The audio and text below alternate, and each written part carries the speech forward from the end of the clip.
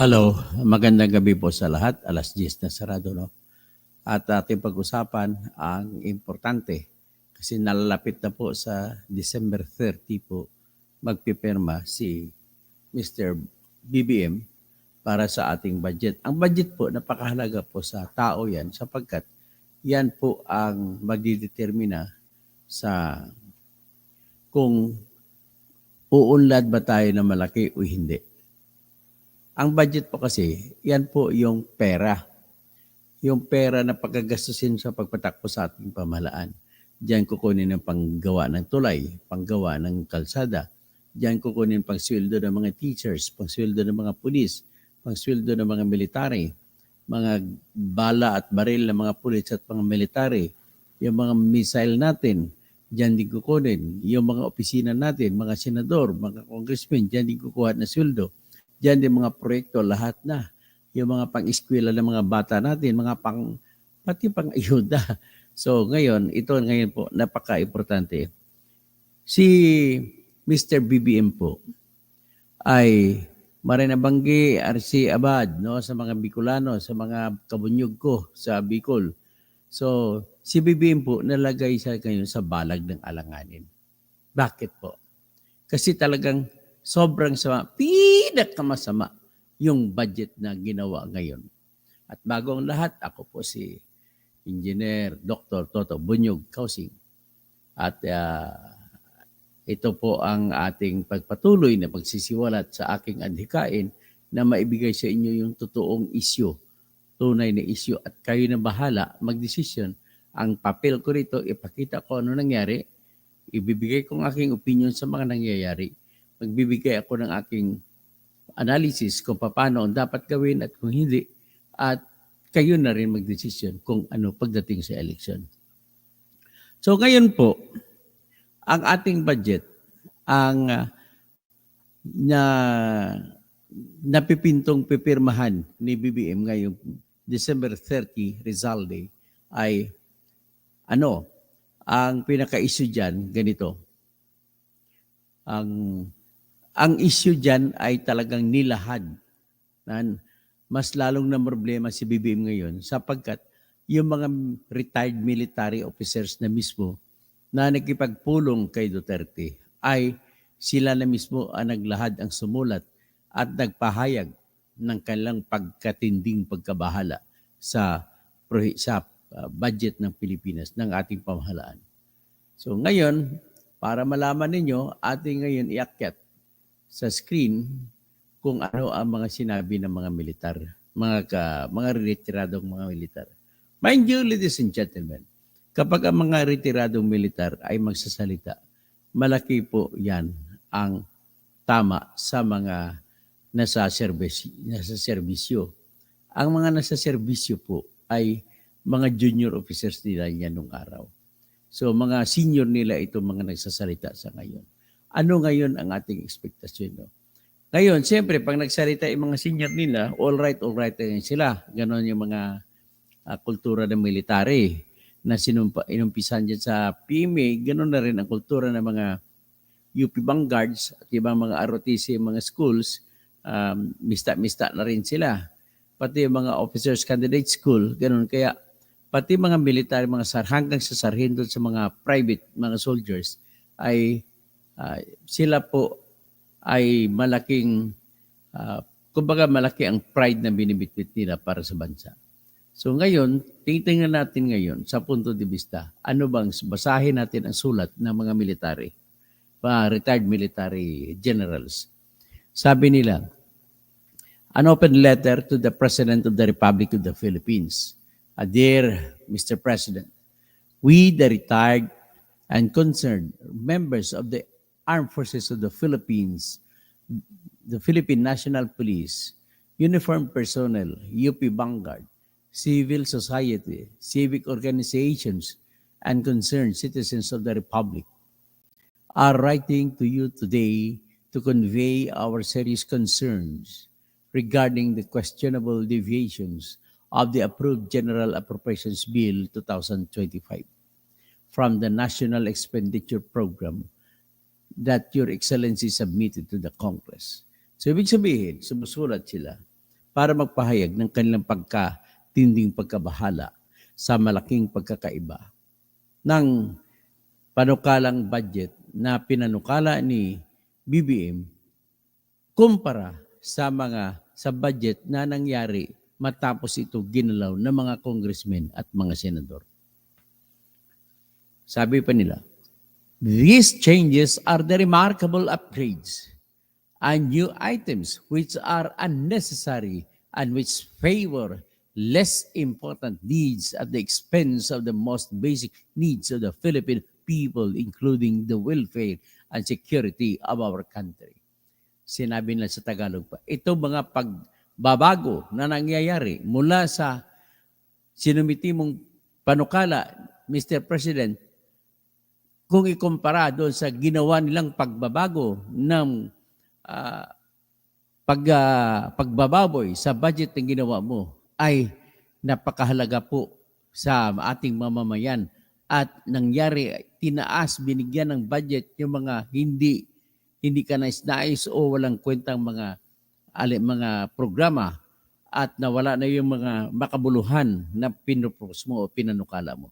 So sabi pa ng mga sundalong ito, we sincerely request, Your Excellency, that the budget be returned to the Bicameral Conference Committee for a thorough, comprehensive, and transparent assessment to ensure that the allocations are consistent with the nation's priorities and address the most pressing needs of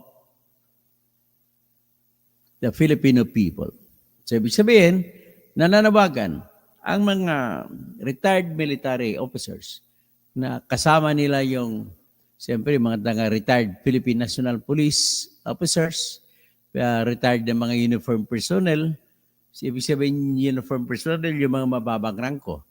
Yun, mga retired na mga UP Vanguard, mga sundalo to na galing UP, civil society and civil organizations and concerned citizens of the Republic. So ang kanilang request ay ibalik ng bahal na Pangulo ang Bicameral Conference Committee report. Ibalik ito sa Bicameral Conference Committee para pag-usapan ulit ng Bicameral Conference Committee. So, yan ang hiling nila. Pwede ba ito? Mamaya i-discuss natin kung pwede. Basahin mo na natin ang sulat nila. So, itong kasunod, inisa-isa ng mga retired military officers ang kanilang mga pangamba. So, sabi niya, specifically, ito, unjustified budget increases.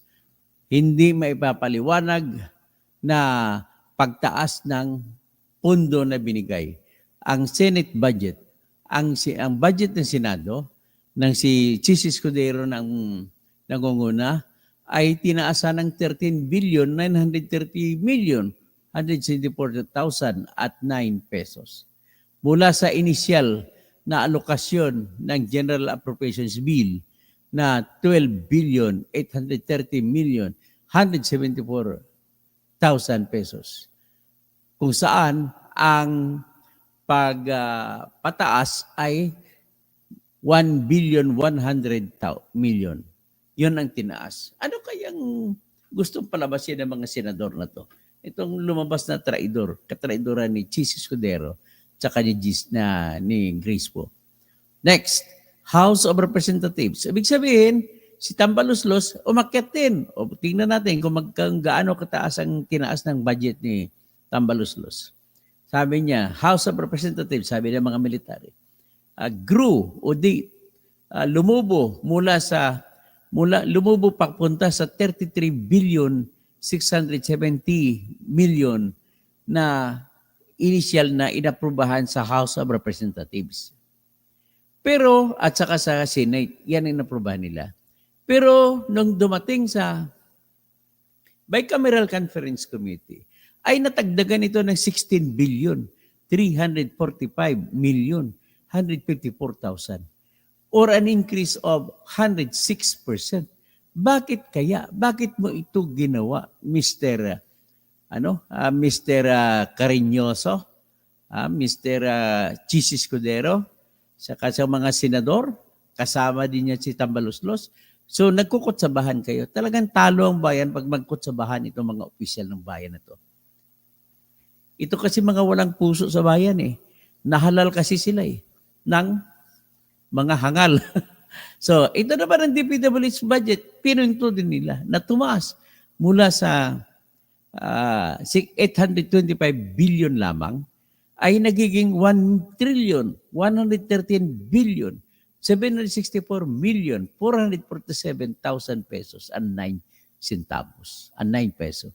So, sa BICAM report, na-increase ito at ang dinagdag ay umaabot ng 288,648,973,000. So, ang kasunod na hiniling o tinuro o sinabi o binanggit ng mga retiradong mga pulis, insertion, siningit ang AKAP fund. Hindi, sabi nila, hindi klaro, it is unclear where 26 billion was added for AKAP, which was initially removed by the Senate, which was a rather dubious item in the budget and which cast a shadow over other crucial needs. Besides, the targeting criteria for this social safety net is ambiguous and devoid of transparency. So, ibig sabihin, patago. Tapos, parang magnanakaw sa gabi na bigla na lang tumira at pumasok yung akap na pondo na 26 billion. Ang kwento po rito ay siguro alam naman ng mga military officers na ang kwento po rito ay ganito. Tinanggal ni Amy Marcos ang akap sa budget na gusto ng Senado. Pero pag sa budget na gusto ng House of Representatives, ito ay nilagay ni 39 billion. Ngayon, nakipagkutsabahan ngayon. Pinangakuan ni Tambaluslos o ni Martin Romualdez, si Chis Escudero, tsaka si Grace po, sige, pagbigyan nyo naman kami, gawin natin, bigyan natin ng pondo, 26 billion. Yung 21 sa amin sa Kongreso, sa House of Representatives, mga congressmen, yung 5 billion na sa inyo. So kung hatiin sa 24 na mga senadors, ang 5 billion, papatong po na 208 million ang magiging pera ng mga senador na paglalaruan. Pwede nilang ibulsa to kasi dinadaya lang naman nila ang kunwari na natanggap na tao. Yung mga listahan ng tao ay dinadaya rin lang naman nila. Wala rin mga katumbas na mga tinatawag na ID ng tax identification number na ID o anong ID. Hanggang ngayon, nag-akap na sila ng 2024. Matapos na ang 2024, December 31 na sa sunod na araw. Ay wala pa tayong nakitang report na totoong tao na nakatanggap ng akap. So iyan po ang problema ng mga retired military officers. Tapos kasunod, severe reductions to critical departments. Sa kabila ng paglulubo ng mga pundong ito naman ang pinunto ng mga retirado mga pulis at saka military.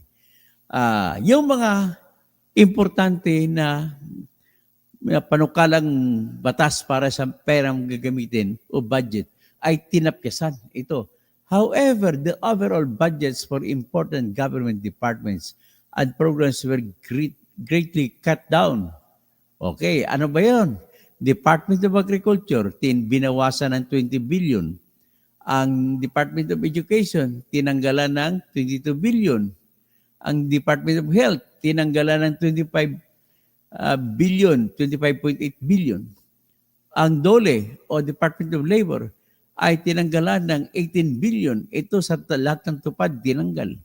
Ang DSWD ay tinanggalan ng 96 billion, 924. So Special Purpose Fund, tinanggalan din ng 125 billion. So ito ngayon, sa DSWD, magtataka kayo, malaki ang akap. Pero ang binawas po sa DSWD ay 50 billion mula sa 4Ps. At marami pang iba. Ang MAIP na sa Department of Health ay ginawa na imbes na 20 plus billion lang ang panukala nila ni Bongbong ay nagiging malaki na, nagiging 40 plus na. So ngayon, bakit gusto nila meron namang PhilHealth? Kung sino magkakasakit, pwedeng pumunta sa PhilHealth. At bakit doon nila idadala sa MAIP? Yan ang MAIP, Medical Assistance to Indigent Persons. Bakit meron pa ganun? At meron pa silang ginawa ng ayuda sa kapusang pera. O tapos sakop din ng mga usaping ospital. O bakit na din andun? O tapos meron pa silang tinatawag na assistance to individuals in crisis situations. Bakit doon din nila? Pareho kasama din ng ospital dyan. Bakit? Ibig sabihin po, kung bakit ginawa nila yan, ay ganito po ang puntos. Kasi sa 4Ps, hindi sila makadiskarte. Kasi may batas na po nag-uutos sa 4Ps kung paano ipamigay ang pera. At dumadaan po sa bangko, kaya hindi nila maibubulsa. At mismo, yung mga beneficiary ng 4Ps ang nagwi-withdraw direkta mula sa bangko. So, yan ang pinakaayaw nila. Kaya binawasan nila ng 50 billion. Tapos, yung tupad, tinanggal nila kasi talagang pinapatupad yan ng Department of Labor. Nagtatrabaho mga tao. So, siyempre may sweldo, kukunin talaga. Although may daya din dyan. Ano pang iba na ganilang tinanggal? So, mga ayuda rin kung tutusin mo, pero ang namimigay, opisina, hindi mga politiko. Kaya kinuha nila. So ngayon, anong rason? Dahil po, sabi ko, hindi sila ang namimigay. Ngayon, nung nilipat na sa AKAP, sila na ngayon ng mga politiko ang mamimigay. Kakausapin lang nilang DSWD. Tapos, sila ma-endorso. Hindi po ito ibibigay kung walang endorsement ng mga congressmen. Ganun po ang katotohanan yan. Tapos yan ang ayuda sa kapusang pera. Ang assistance to individuals in crisis situations po ay binibigay din sa pamamagitan ng endorso. So, endorso ng mga congressmen. Kaya gustong-gusto nila yan. At saka endorso ng kanilang mga kasamahan. Ng mga politiko, ng mga mayor, mga gobernador. Tapos, ang Yes. I miss you too. I love you. So, yung mga apo ko kasi pumunta, nagpaalam matulog. Mag-aaral pa siya sa bukas ata. So, anyway, ito na nakita nyo na napakalaki po ang mga pundo. Ang isa pang pinaglagyan nila maliban sa AKAP, nilagyan lang AX, tinudo nila at nilakihan, ginawang 45 billion. Imbis na 41 billion, ginawa lang 45 billion. So binawi nila kasi yung nawala sa AKAP na gusto nila ay magiging 39 billion, ginawa na lang 26 billion. So dinagdag doon sa AX. Kikita pa rin sila kasi mga endorsement din ng congressman ang kailangan para magbigay ang DSWD. Okay? So yan si Rex Gatchalian na nagsisinungaling yan na hindi daw nila kailangan ng politiko para mamigay. Buweset ka talaga. Ay, naku, tinatabunan po yung mga politiko. Kasi nga, nakipaglaro ka sa apoy. So, anyway, ang kasunod na problema ng mga kasundaluhan natin, ano mga retiradong mga pulis at saka military officers, sinabi nila, AFP Modernization Programs, 15 billion reduction. Ang programa ng AFP para pamili ng modernong armas gagaya ng missile, gagaya ng HIMARS, ay tinanggalan na ng 50 billion sa National Defense. So ngayon, nagalit nung nakita nila nalaman nila, nabalitaan nila ni Tambaluslos na nakipagkita kay Duterte ang mga sundalo ng mga retirado, ay binago nila, dinagdagan nila gumawa din sila ng ayuda para sa mga sundalo. Ano naman ang ayuda sa mga sundalo? Na ginawa nila, binigyan nila ng tag 350 pesos na budget sa pagkain sa kada araw. So, umaabot yan hanggang 17 billion ang binigay nila na ayuda sa mga sundalo. So, imbis na ibili ng bala at saka armas at imbis na ibili ng missile, ibili ng mga fighter jets natin, ay binigay na tag 350 pesos sa kada sundalo. So natatakot sila obviously sa kudita. Ganun po ang nakikita ko dyan.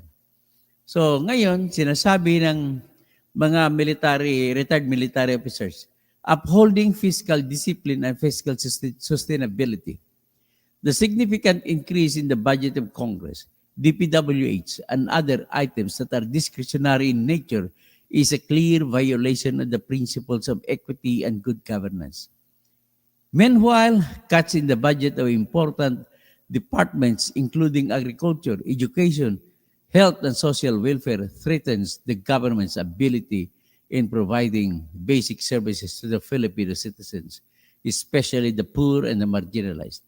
Indeed, the proposed BICAM budget is not responsive to the President's sonas and the public pronouncement as indicated therein to address the learning and malnutrition crisis, to bridge the digital divide, to promote universal health care, to prioritize public transport, to reduce poverty and inequality, to achieve sustainable development goals, to secure and protect the country's territory, among others.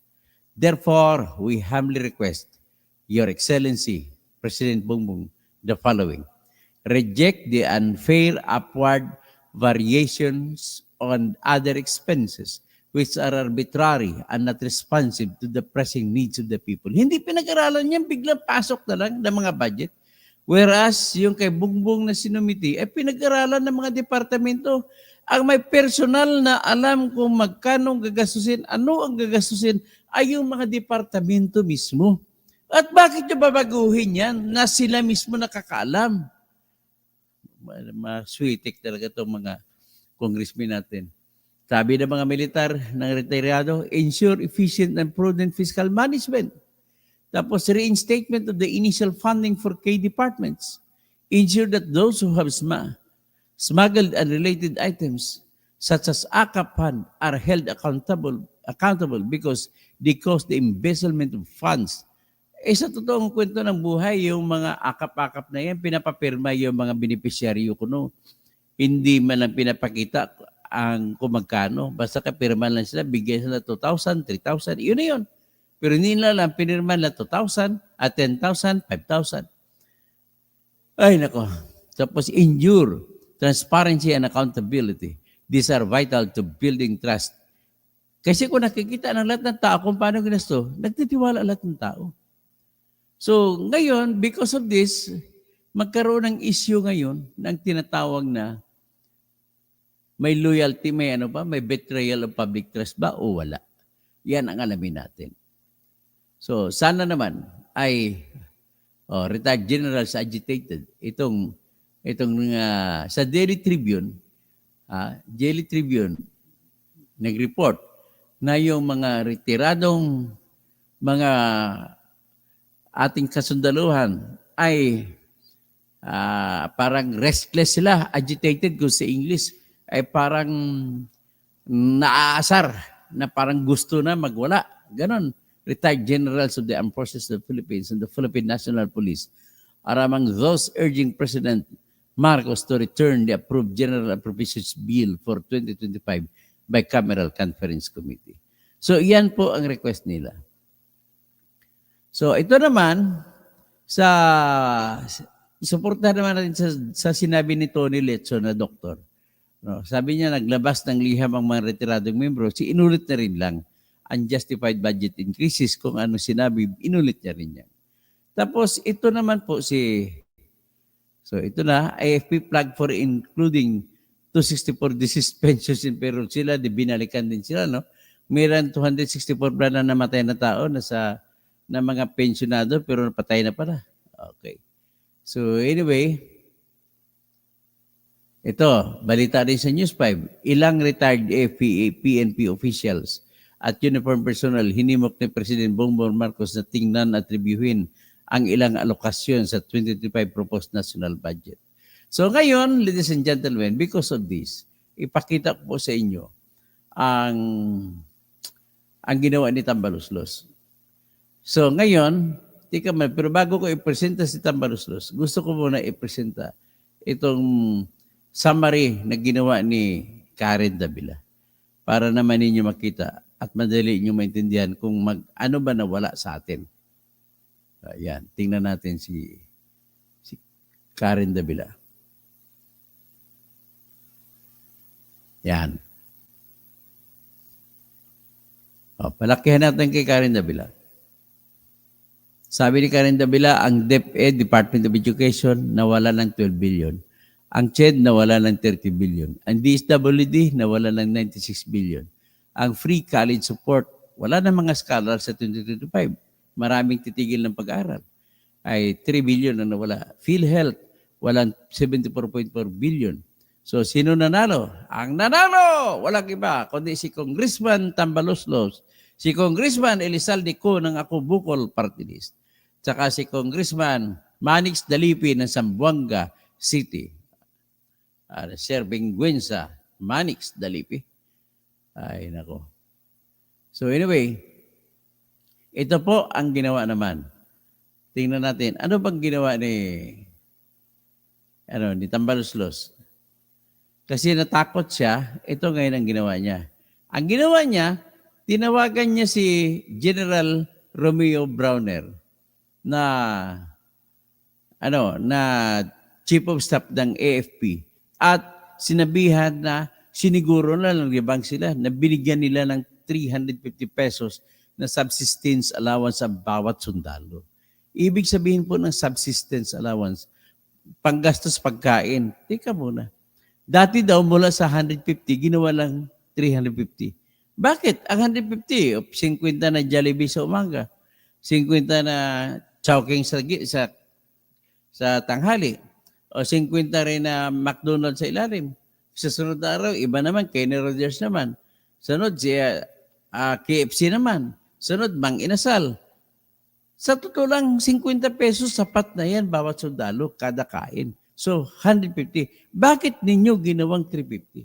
Kasi ngayon nahalata nyo, galit ang mga sundalo sa ginawa nyo ng mga budget. Pag nanakaw talagang ginagawa ninyo. Sa totoo lang.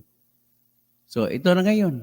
So, titingnan natin kung anong ginawa naman ni Tambaloslos para matanggal niyang galit ng mga sundalo. Ito. I-play natin ang ginawa niya. Ang ginawa niya rito po, tinawagan niya ang hepe ng Armed Forces of the Philippines, si Romeo Browner. At yun na, binalita na binigyan natin 350. Sip-sip, sumisip-sip siya, nagbigay siya ng ayuda para pang sip-sip. So, pakitingnan ninyo. I-play natin, ha?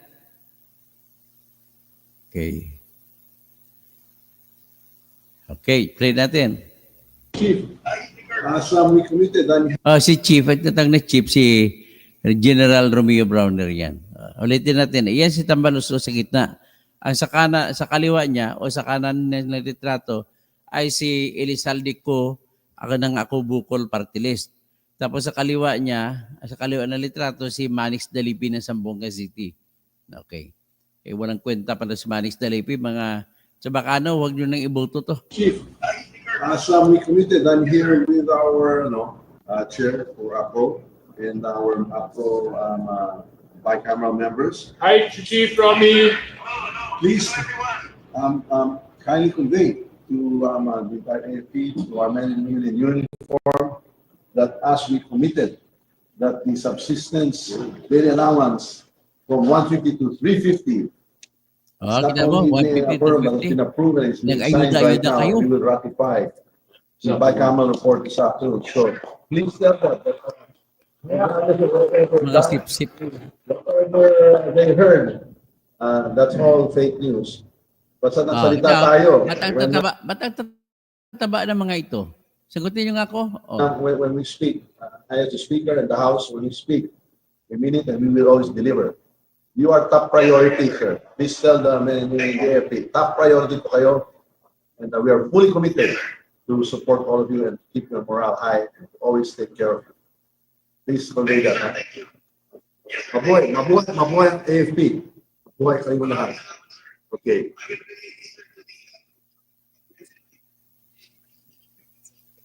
Ano na naman makasipsipan nyo? Decide here in the BICAM, it will be ratified tonight in the plenary. We will ratified the budget on Wednesday, and the president will sign it into law. That is as good as gold. Huh? So I just wanted to allay any fears that there was anything other than what we had committed in Zambales to you and to the troops. Mabuhay, mabuhay, mabuhay, mabuhay. Yeah. We look forward to our fellowship on the 13th. Aguinaldo. Okay. Mabuhay. Merry Christmas to all. Thank you, thank you. Thank you, thank you. Yes. More will be coming. We'll be looking for more ways to support the troops. Assure them. We assure them more for next year as well. Thank you, thank you. Matanong ko kayo, hindi ba yung ganong ginagawa ay masama yan? Ginagawa ninyo na politiko ang mga military. Dapat hindi kayo kumakausap dyan. Ano ba yan tambaluslos? Anong ginagawa niyo? Ginagawa niyo mga mamimili ng kung sino kakampihan ng mga military. Imbis nagpanatilihin yung neutrality nila, ikaw mismo ang nag-umpisa na magiging politiko na magkaroon ng isang friction. Polarizing ang ginagawa mo, Mr. Tambaluslos. At bago ako magpatuloy, tawagan ko muna si Michelle Gabinete. No? Magandang gabi. Balik kayo dito ni Maricho. Music lover, Rene Raganas. Parang linta ito si Elizaldico at Congressman Sambonga. Juanito Artupas o kamag-anak parente. Ang pinakamalaking problema yung dinubli yung sweldo ng mga sundalo. Hindi okay lang yan pag dinubli sweldo ng sundalo kasi parente. Primo, buhay ang kanilang kapital. Kaya okay lang yan. Rene Raganas, Rudo Soranos, Ben Reclamador. Yung mga teacher, yung kapital na utak, sila buhay. Kaya mas mataas ang presyo ng buhay kaysa utak. So, Josie Jose de la Cruz, attention all kakampings. O lahat po ng kakampings, nananawagan po ako sa inyo lahat. Una, nais ko po na isaisip ninyo sa inyong isipan na ang nanalo po nung nakarahang halalan ay si Leni Robredo. Ang boto po ni BBM na 31 million at ni Sara Duterte na 32 million ay nanggaling lamang po sa Smartmatic. Nanggaling po yun sa isang computer na pinadala ng computer sa mga canvassing systems ng ating COMELEC. At kung isang computer, ano ang katibayan natin? Katibayan po beyond the shadow of doubt. Wala man lang kahit anino ng duda na ang eleksyon nung nakaraan ay talagang nakasandal lamang sa kung sino ang nanalo sa boto. Talagang nilapastangan ng matindi ni Leni Garcia ang nangyari. So ngayon, dahil dyan, ako po ay magsasampa na ng January, the first cases that I will file before the Office of the Ombudsman for impeachment, doon ako magsasampa. Bahala ng Ombudsman ang mag-usisa, maghanap pa ng dagdag na ebidensya sa katotohanan na hindi man lamang nagpaliwanag at sa katotohanan na tinatayuan pa ng mga COMELEC commissioners natin ang katotohanan na mali ang Smartmatic para basihan ng pagdeklara kung sino ang nanalo sa ating halalan. Ang dapat basihan mo kung sino nanalo ay ang boto ng tao, hindi yung boto na Smartmatic. Ladies and gentlemen, sigurado po ako, beyond the shadow of doubt, bakit? Sa ebidensya mismo ng COMELEC ito nanggaling. Sila mismo nagbigay sa computer nila, buksan ninyo, i-download ninyo. na lumalabas na lahat ng bilang na nabuto ng first hour mula alas 7:08 ng gabi hanggang alas 8:02 ng gabi noong May 9, 2022 ay nanggaling lamang sa isang computer na ang tatak ng computer ay 968 nakalimutan ko na. 198.162.0.2. Yan ang numero. Ladies and gentlemen, para maintindihan ninyo, hindi nga kayo tinatawag na aral sa computer. Pero ganito po yan. Yung pagpadala po ng mensahe o ng text message mula sa isang cellphone ay parang imagine nyo yung computer ay nagpapadala lamang ng text message. At kung ang utos ng batas ay Pidila Malyari, Kabunyog, magandang gabi. Kung magpapadala ng boto ang isang cellphone mula sa Tawi-Tawi o mula sa Apari, papunta po sa computer sa Manila, ano ang gagamitin? Cellphone ng Marawi, ng Tawi-Tawi, iba yan. Ibang number doon.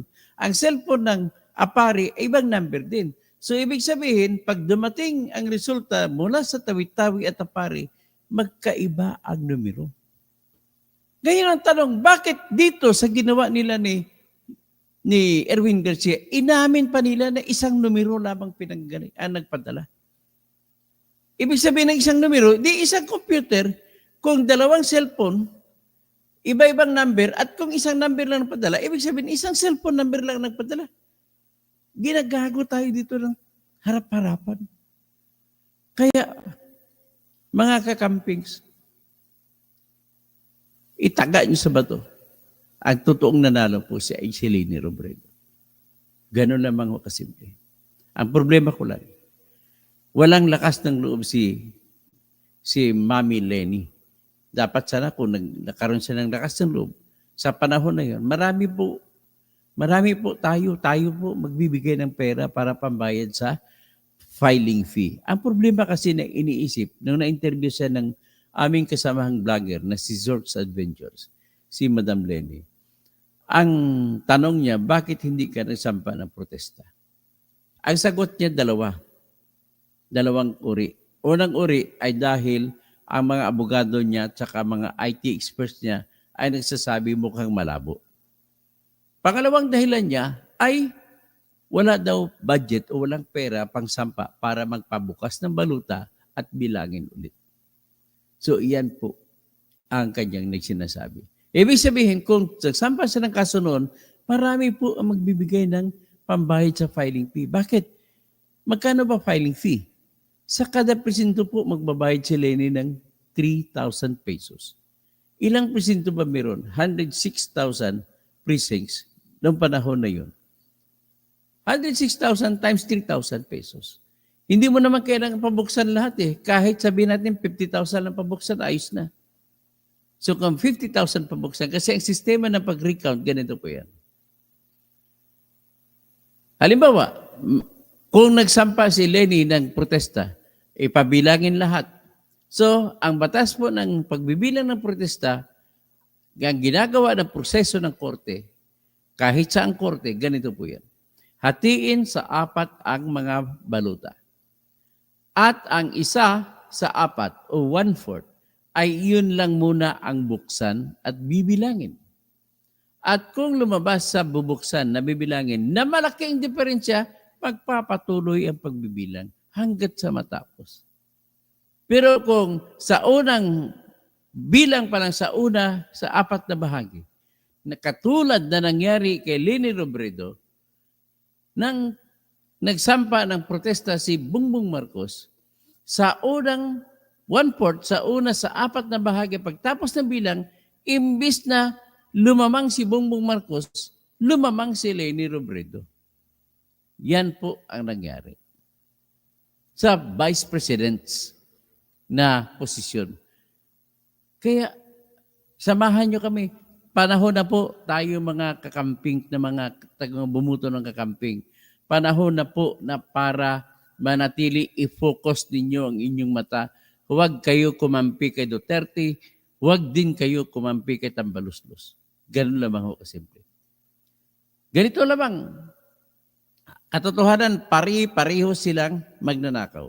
Nakita natin si Duterte sa panahon niya, grabing nakawan sa mga laptop computers na sinuplayan naman ni Saldico ng Sunwest Corporation ni Saldico. Tapos dahil wala ni si Duterte, tinraidor na si Duterte. Dito naman siya lumipat kay Tambaluslos. So mga kurap po sila si Duterte, maliban sa mamamatay tao. Sa mga Tambaluslos, inuubos nila by ayuda ang mga pera. So sobrang kurap, mas matinding kurap, mas malaking nakaw. So sa gitna ng dalawa niyan, wala tayong pagpipilian dapat mga kakamping. Dapat nasa gitna po tayo.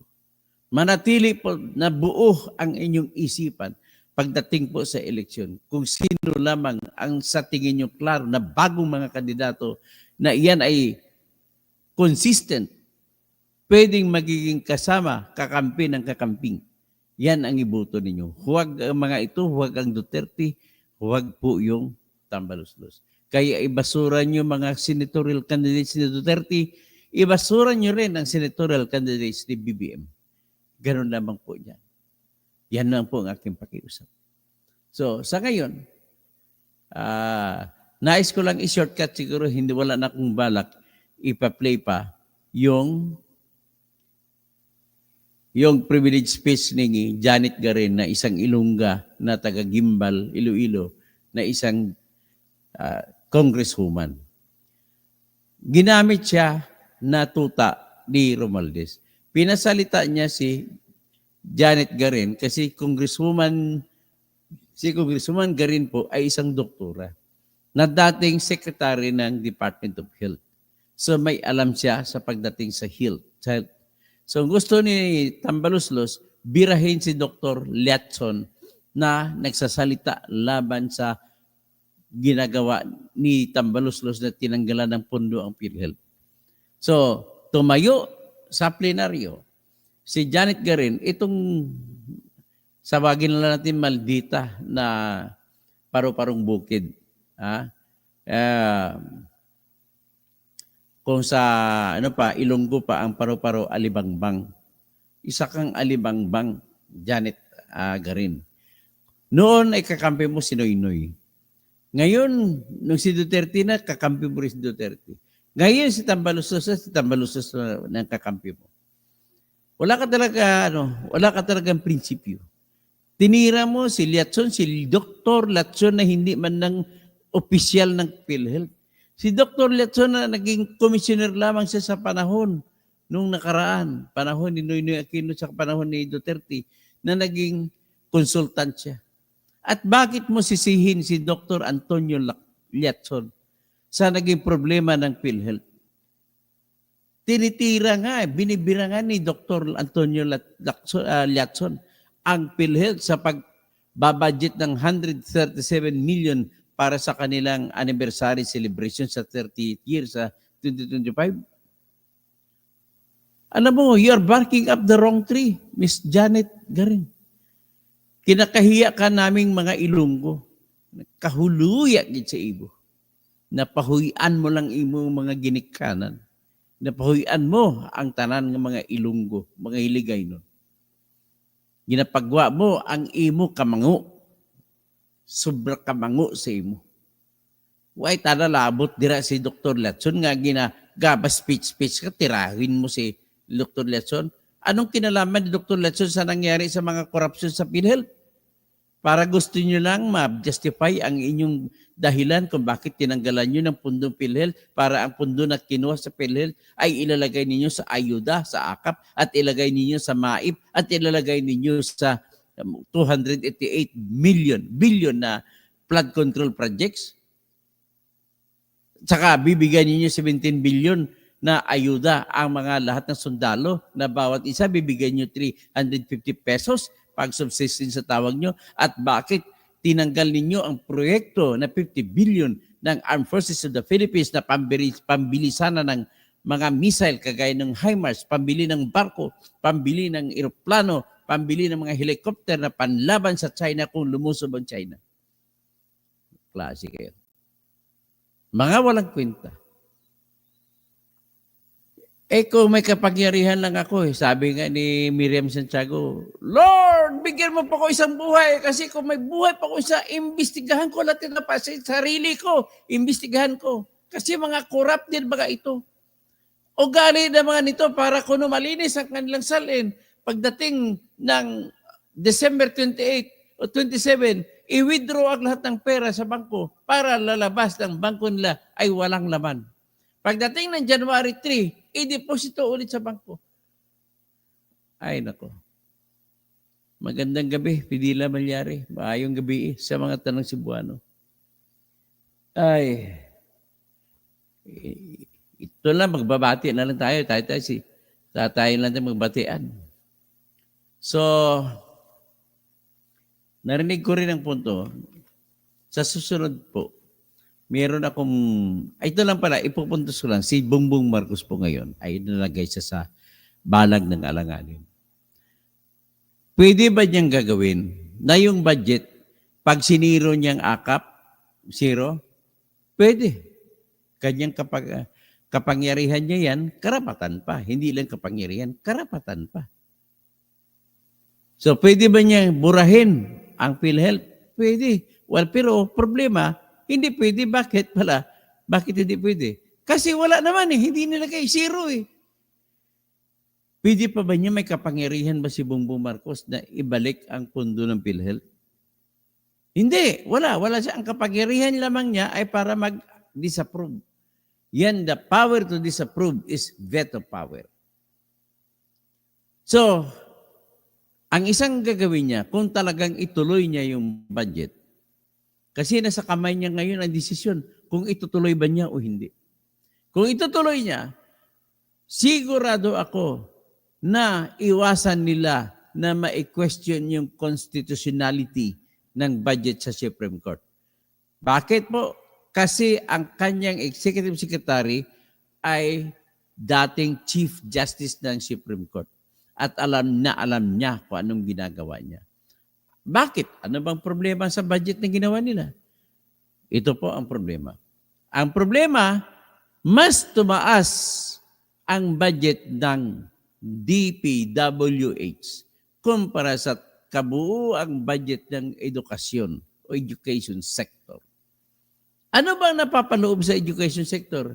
States, colleges, and universities. State colleges and universities. Number 2, TESDA. Number 3, CHED. Number 4, scholarship funds ng mga TESDA, ng CHED. Number 5, Department of Education. Yun po. Totalin mo man ang lahat, hindi pa nakaabot ng 1 trillion ang budget nila. Pero, ang budget ng DPWH ay 1 trillion 130 billion. So, anong diferensya? Ito, maintindihan nyo kung anong batas.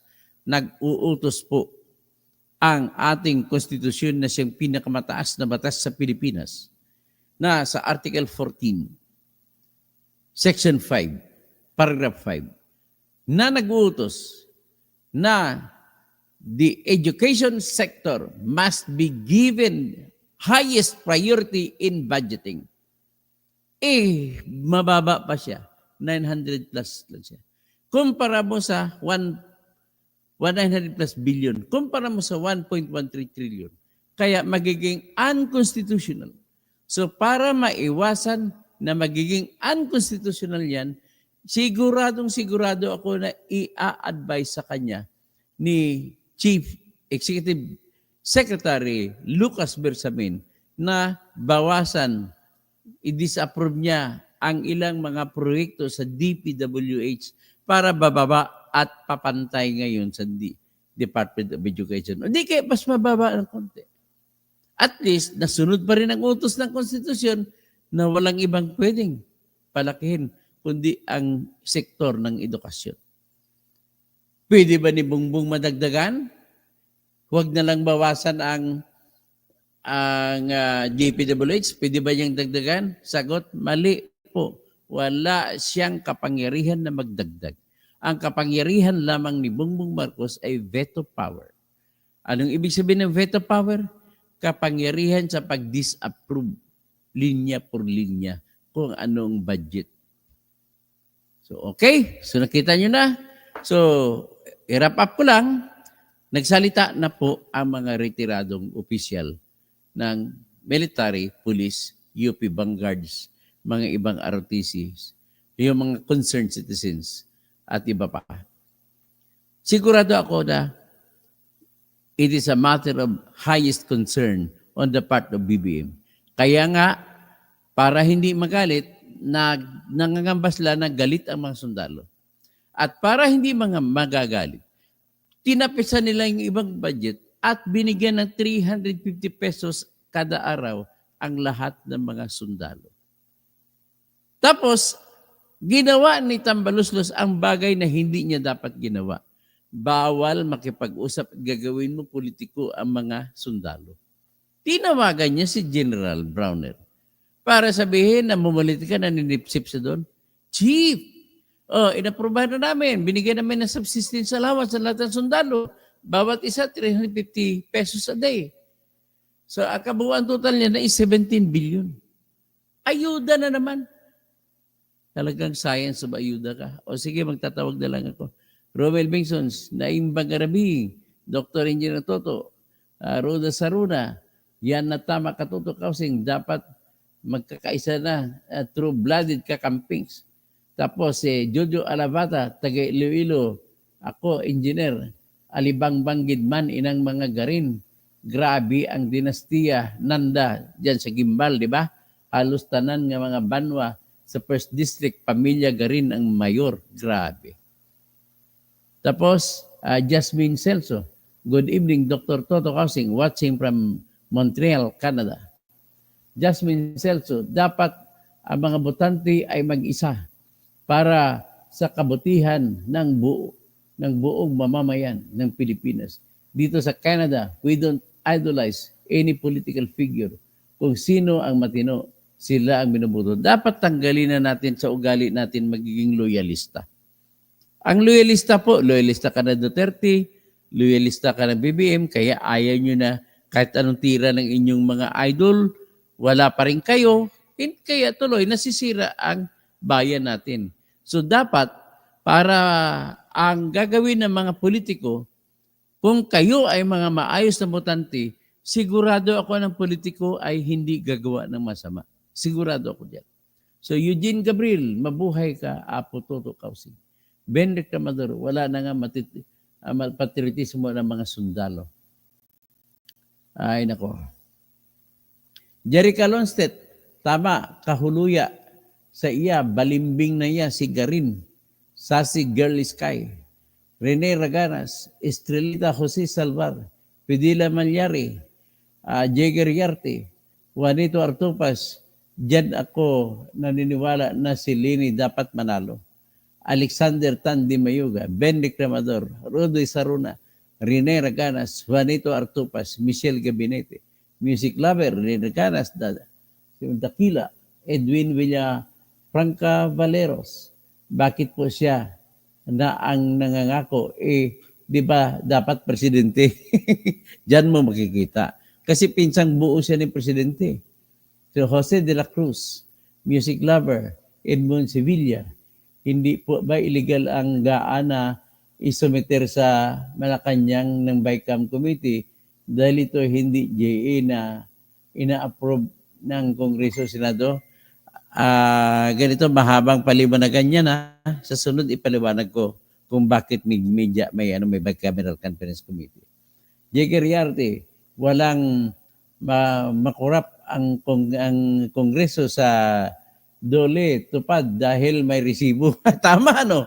Ngayon, puro puno na ng, alam mo, kay Sara Duterte, 125 million lamang. Hinanapan na ng mga Merigris Piatos, mga Kukoy Villamin. Ito, ang daming Merigris Piatos dito. Sigurado ako, peke mga pirma nito, peke mga tao rito. Ilang bilyones. They are holding sa ayuda, AX. Ang AX ay 45 billion. Ang tupad ay 26 billion. So 45 times 26, that is 70 plus billion. O may dagdag pa na iba. May 17 billion pa na para sa mga sundalo. O 87 billion na lahat sa ayuda lang. So, ang question ko dito, question of priority and efficiency. Mas efficient kung ibigay nyo na lang lahat sa Department of Health. Kung hindi kayo nagkatiwala sa PhilHealth, sa Department of Health na ibigay na nakapundo na yan. Kagaya ng ginawa ng mga ilang congressmen. Nalaman ko yan si Congressman Miguel, Peter Miguel. Ang ginagawa niya, minsan nagkakainan kami at nagkita kami sa isang lugar. Andun pala siya. Siyempre, magkapareho kami taga-Coronadal. So, medyo lasing-lasing na nagkwento. Sabi niya, ang kanyang PDAP daw, kanyang pork barrel, ay nagdeposito siya sa UST Hospital, mga 3 at 1 billion para sa lahat ng mga hospital, lalo na mga taga South Cotabato. Naglagay din siya sa PGH, naglagay din siya sa halos lahat ng ospital para kung lahat na may mga taga South Cotabato daw na mapunta doon, ay pwede sila mapa-hospital na wala nang sisigilin sa kanila. So, mas maganda ata kung gano'n na lang kasimple. Pag-usapan lang natin sa sunod. Juanito Ortopas, iwan ko na yung budget sa DOF, NEDA, Congress, PhilHealth. Nagugulo na lang ang mga oposisyon. Josepino, good evening, Gino Toto. Yes na vote for Tulpo. No vote na for Tulpo. Huwag na kayo mabuto. Mga, kumbaga kung sa mga hiligay nun, tikalon, butigon. Mga hambog. Gahambal lang siya, hindi tuod. Yung mga Tulpo na yan, gusto nyo magtitiri sa Senado. Huwag nyo na po iboto yung mga Tulpo. Mapuputol ang buhay ninyo. Alex Ulin, soothing and meditation. Excited na kami sa ayuda sa 2025. Pipirmahan na ni Adik ang budget sa December 30. Okay, Antonio Boyceseso, Rene Raganas, Marilo Fabian, tapos si Maso Beach Resorts. Good evening, Dr. Toto. Leonardo Estelier, Emmanuel Chan, good evening, Toto Bunyog. Dapat ang sisihin dito, mga mambabatas na bumubuo ng BICAM, yun nga. Marilo Carver, kawawa taong bayan. Okay, Josie de la Cruz, Jose de la Cruz pala, Jape Arante Peñalosa, Imelda Sinoy Talaugon, Jerica Lonsted, Bernardo Minjula Indalagim. Good evening, Kabunyog, from Barangay Commonwealth, Quezon City. Tapos si Emily Susan Romero. Good evening, Dr. Toto Kausing. Kaya natin to watching. Ito naman si kababayan ni Jimboy Baltasar. Yan sa Nabutas. Ang pinatay, naalala nyo ba yun? Tapos si Ossie Abad, pinakaunang dito. Tapos si Omom Reax, si Rudy Saruna ulit, si Eugene Gabriel. Sabi niya, Toto Kausing, saludo ako sa iyo sa napakasinop mo ng paliwanag ng buong tapang at makatotohanan at tuong kaganapan. Dapat natin ipaalam sa inyo lahat para mayroon na kayong kaalaman kung anong gagawin ninyo. After all, nasa kamay ng bawat isa sa atin, nasa kamay mo, hacker, nasa kamay mo, Rolando, ang desisyon, ang boto. Hindi po ako pwede makadikta sa inyo. Pwede lang ako makiusap sa inyo, pero hindi pwede ako makadikta. ATC Junior, Tulpos are political butterflies. Yon. Kung sa Ilonggo pa, hiligay nun, ang mga Tulpo, alibangbang manggihapon, di ba? Mga abonak koon ni Lulo ko nakon. Okay. Pasensya na kayo, nagsalita ko ng mga hiligay nun, pasensya kayo. At siyempre, babawi ako. At magsasalita rin ako sa ibang mga salita. Ay, babatiin natin ang lahat natin mga mamamayan, no?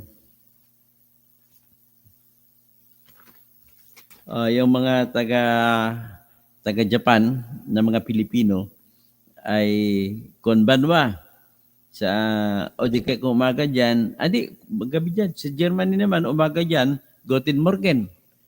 Sa mga kapsat ko, na imbag Arabi, Tapos mga Pangasinan, Maabigilabi o Santos Silabi. Tapos mga Kapampangan, Mayapabingi. Tapos mga Ibanag, Mapia nga Gabi. Sa Ibaloy, Mapti nga Davi. Sa Kangkani, Gabi sa Ilabi. Sa mga Pilipino dyan sa Italy, Buonasera. Buongiorno, umaga na pala dyan. Sa France, umaga na rin dyan. Bonjour. Sa Netherlands, umaga na rin dyan. Gode Morgen. Sa mga Itawis, Napia nga Matarok. Tausog, Marayaw Maynat. Maguindanao, Mapia Mapita. Sa mga Maranao, Mapia Mapita Mambo. So langon kayo, lahat kayo ay aking pinagdadarasal na sana ay mabibigyan tayo ng sapat na talino. Yun lamang po ang aking maibibigay sa inyo ay yung pagpapaliwanag para maintindihan ninyo. So, Ramon Digia, humabol pa siya. Katuto, hindi sana makatakbo ka. Antay na lang natin ang desisyon ng Supreme Court. At kung hindi man ako makatakbo, so be it. I will, that will focus my attention to the search for truth. Because there is no way that will give us life and give us salvation but the truth. It's the way, the truth, and the life. Sabi nga ng Panginoon. Okay? El Plielda Alonzo. Magandang gabi po.